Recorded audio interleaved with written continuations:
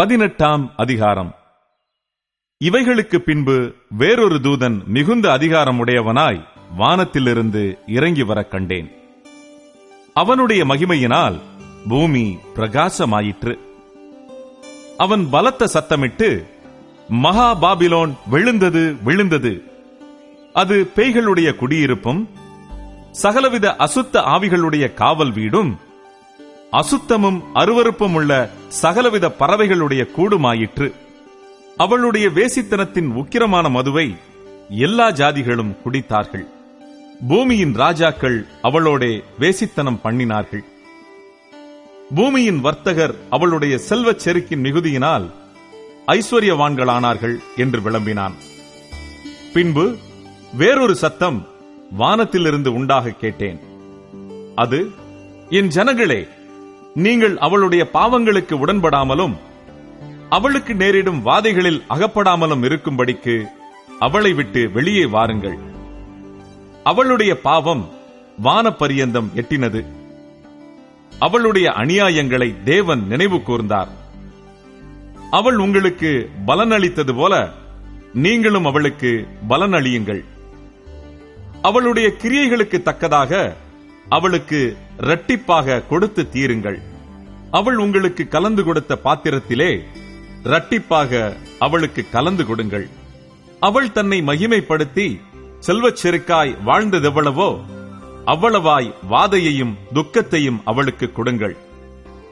நான் ராஜஸ்திரீயாய் வீற்றிருக்கிறேன், நான் கைம்பெண்ணல்ல, நான் துக்கத்தை காண்பதில்லை என்று அவள் தன் இருதயத்திலே எண்ணினாள். ஆகையால் அவளுக்கு வரும் வாதைகளாகிய சாவும் துக்கமும் பஞ்சமும் ஒரே நாளிலே வரும். அவள் அக்கினியினாலே சுட்டெரிக்கப்படுவாள். அவளுக்கு நியாய தீர்ப்பு கொடுக்கும் தேவனாகிய கர்த்தர் வல்லமை உள்ளவர். அவளுடனே வேசித்தனம் செய்து செல்வச் செருக்காய் வாழ்ந்த பூமியின் ராஜாக்களும் அவள் வேகிறதினால் உண்டான புகையை காணும்போது அவளுக்காக அழுது புலம்பி அவளுக்கு உண்டான வாதையினால் பயந்து தூரத்திலே நின்று, ஐயையோ, பாபிலோன் மகா நகரமே, பலமான பட்டணமே, ஒரே நாளிகையில் உனக்கு ஆக்கினை வந்ததே என்பார்கள். பூமியின் வர்த்தகர்களும் தங்கள் தங்கள் சரக்குகளாகிய பொன்னையும் வெள்ளியையும் ரத்தினங்களையும் முத்துக்களையும் சல்லாவையும் இரத்தாம்பரத்தையும் பட்டாடைகளையும் சிவப்பாடைகளையும் சகலவித வாசனை கட்டைகளையும் தந்தத்தினால் செய்திருக்கிற சகலவித வஸ்துக்களையும் விலை உயர்ந்த மரத்தினாலும் வெண்கலத்தினாலும் இரும்பினாலும் வெள்ளை கல்லினாலும் செய்திருக்கிற சகலவித வஸ்துக்களையும் லவங்க பட்டையையும் தூப வர்க்கங்களையும் தைலங்களையும் சாம்பிராணியையும் திராட்ச ரசத்தையும் எண்ணெயையும் மெல்லிய மாவையும் கோதுமையையும் மாடுகளையும் ஆடுகளையும் குதிரைகளையும் ரதங்களையும் அடிமைகளையும் மனுஷருடைய ஆத்துமாக்களையும் இனி கொள்வாரில்லாதபடியால் அவளுக்காக அழுது புலம்புவார்கள். உன் ஆத்துமா இச்சித்த பழவர்க்கங்கள் உன்னை விட்டு நீங்கி போயின. கொழுமையானவைகளும் சம்பிரமமானவைகளும் உன்னை விட்டு நீங்கி போயின. நீ அவைகளை இனி காண்பதில்லை.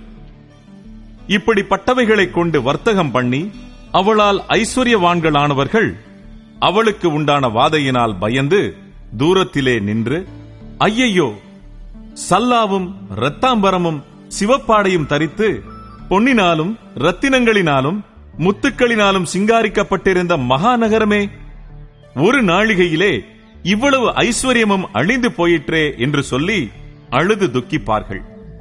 மாலுமிகள் யாவரும், கப்பல்களில் யாத்திரை பண்ணுகிறவர்கள் யாவரும், கப்பலாட்களும் சமுத்திரத்திலே தொழில் செய்கிற யாவரும் தூரத்திலே நின்று அவள் வேகிறதினால் உண்டான புகையை பார்த்து, இந்த மகா நகரத்திற்கு ஒப்பான நகரம் உண்டோ என்று சத்தமிட்டு தங்கள் தலைகள் மேல் புழுதியை போட்டுக்கொண்டு, ஐயையோ, மகா நகரமே, சமுத்திரத்திலே கப்பல்களை உடைய அனைவரும் இவளுடைய உச்சிதமான சம்பூரணத்தினால் ஐஸ்வர்யவான்களானார்களே, ஒரு நாளிகையிலே இவள் பாழாய் போனாளே என்று அழுது துக்கித்து ஓலமிடுவார்கள்.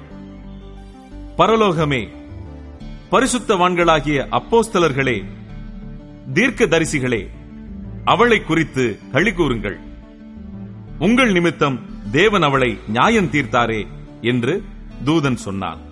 அப்பொழுது பலமுள்ள தூதன் ஒருவன் பெரிய ஏந்திர கல்லையொத்த ஒரு கல்லை எடுத்து சமுத்திரத்திலே எறிந்து, இப்படியே பாபிலோன் மகாநகரம் வேகமாய் தள்ளுண்டு இனி ஒருபோதும் காணப்படாமற் போகும். சுரமண்டலக்காரரும் கீத வாத்தியக்காரரும் நாகசுரக்காரரும் எக்காலக்காரருமானவர்களுடைய சத்தம் இனி உன்னிடத்தில் கேட்கப்படுவதும் இல்லை. எந்த தொழிலாளியும் இனி உன்னிடத்தில் காணப்படுவதும் இல்லை. ஏந்திர சத்தம் இனி உன்னிடத்தில் கேட்கப்படுவதும் இல்லை. விளக்கு வெளிச்சம் இனி உன்னிடத்தில் பிரகாசிப்பதும் இல்லை. மணவாளனும் மணவாட்டியுமானவர்களுடைய சத்தம் இனி உன்னிடத்தில் கேட்கப்படுவதும் இல்லை. உன் வர்த்தகர் பூமியிலே பெரியோர்களாயிருந்தார்களே, உன் சூனியத்தால் எல்லா ஜாதிகளும் மோசம் போனார்களே. தீர்க்க தரிசிகளுடைய இரத்தமும் பரிசுத்தவான்களுடைய இரத்தமும் பூமியில் கொல்லப்பட்ட அனைவருடைய இரத்தமும் அவளிடத்தில் காணப்பட்டது என்று விளம்பினான்.